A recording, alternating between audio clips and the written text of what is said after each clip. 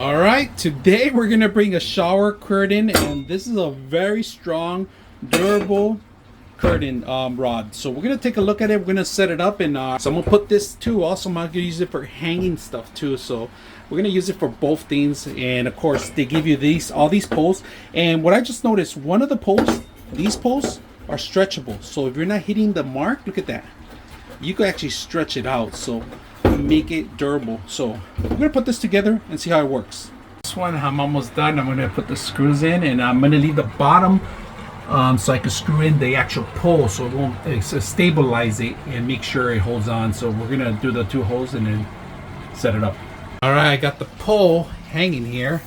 We're gonna test it out. We're gonna hang some weights on it. So it says it could carry about 50 pounds, but see how sturdy it is. You could tighten it up some more. You could stretch it out some more, but I'm not gonna hang some stuff in here. So let's go ahead and do that. If you guys can see the pole, it's hanging down pretty strong. This is about 25 pounds, all right, 20 pounds, and it's a heavy duty one. I zip tie it so you guys can see the strength of the actual pole. I also screw right here, if you guys can see the actual pole, so it's perfectly even all around. Doesn't curve that much, and it's taking a lot of weight, if you guys can see it, off the ground. And if you guys know what I'm talking about, this is a little heavy, especially if you have the weight.